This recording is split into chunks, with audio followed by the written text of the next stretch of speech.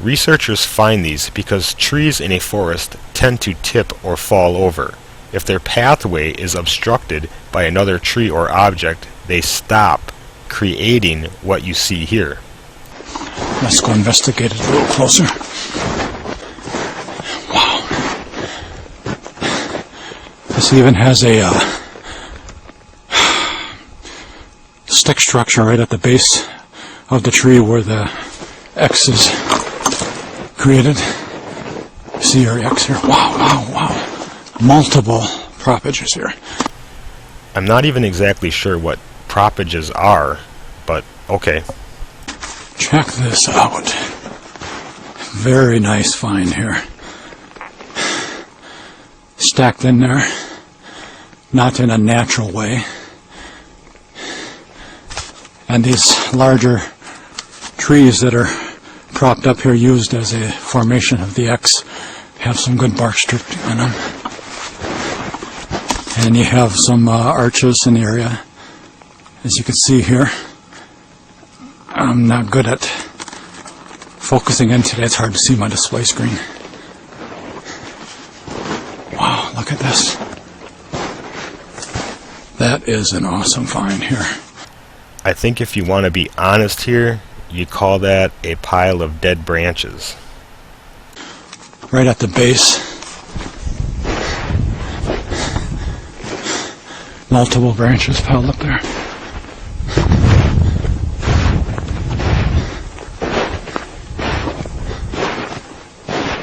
Look at this, guys.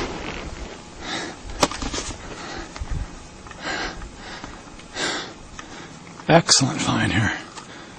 Excellent. Very, very large X. There is nothing in this presentation of evidence to indicate this structure was made by a Bigfoot. Ruling out natural occurrence is a major flaw in his research here. He even goes so far to say that Mother Nature cannot fashion something in a geometrical pattern like this. Listen. This will be a good video. One of the largest X formations I've ever seen yet. And not natural. Mother Nature is not too perfectly geometrical and organized when it comes to her downfall. Again, this is another example of confirmation bias and a complete lack of critical thinking. Making outrageous claims such as these, stating it's undeniable proof of Bigfoot, without one shred of evidence, can be any Bigfoot researcher's jumping the shark moment.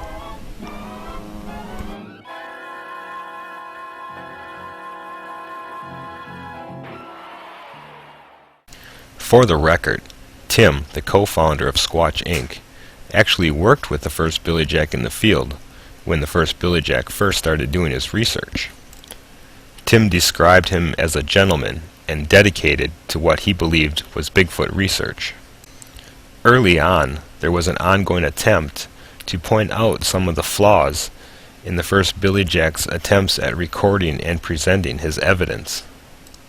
Unfortunately, then and now, the first Billyjack is not willing to listen to any constructive criticism from his peers, nor from his viewers. Since we released our video debunking the first Billyjack's unknown primate, we have received many emails from viewers who said they have tried to post comments on the first Billyjack's videos, but those comments were either removed or blocked because they did not fit the theme the first Billyjack was portraying. The first Billyjack rationalizes this behavior by claiming it's simply Bigfoot politics and he doesn't want to get involved. I hate discussing this over again like a broken record. I'm getting some information about viewers who are not happy about me removing comments on certain videos. Now, I have been dealing with the usual scum out there, the kind that would come onto our researcher's website and make fun and belittle videos. I'm sure other researchers have gotten these people who make sarcastic, belittling remarks. I usually block them and remove the comments. Also, I'll remove a comment or two once in a while if it's not constructive to the video that I had produced. I'll give you an example. There was a video last weekend. There was an animal disturbance and I entered the forested area to investigate the area, and heard some strange sounds surrounding the area where I was at.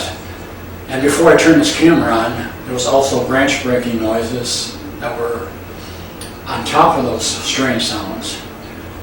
Now, I've heard and I've researched this on the internet. Other researchers have also known this, that this creature, Bigfoot, has also been known to mimic wildlife, birds and other wildlife.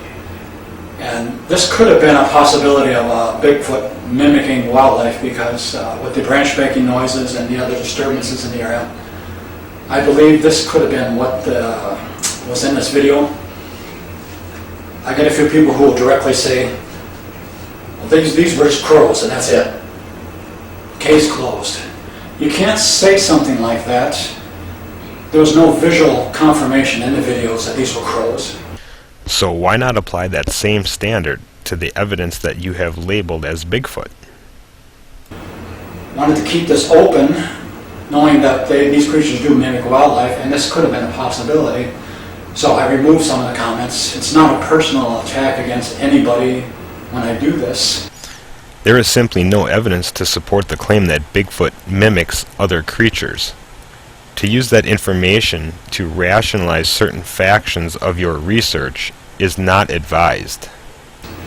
And I can't apologize for this because being the owner, operator of my YouTube page, we don't live under a communist regime where I have to just do certain things a certain way. I'm not trying to hide nothing. I'm actually a researcher that's been doing this for 2 years now, and I have a greater motivation than your basic run-of-the-mill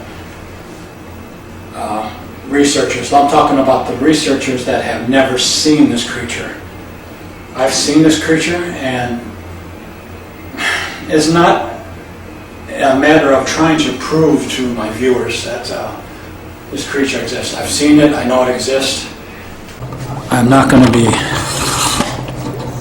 worrying about the politics involved with Bigfoot research between other Bigfoot researchers. I'm not in this for the money or fame or fortune. I'm just motivated for my sighting, and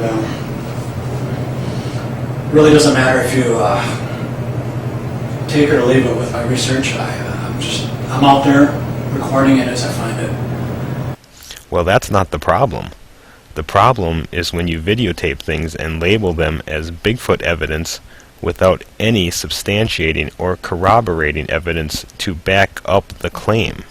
What happens then is you give the general public and the people of Minnesota a false perception of what is and what is not Bigfoot evidence. This is the type of behavior that we simply cannot condone. Thefirstbillyjack shouldn't stop making videos. Many people who view his videos find them very entertaining, and that's great. But maybe he should consider removing the Bigfoot Field Research Investigation header from his YouTube channel. Because, to be brutally honest, there is nothing of the sort taking place. If you're going to present evidence and claim that it's undeniable proof of Bigfoot, you better be prepared to back it up with some proof.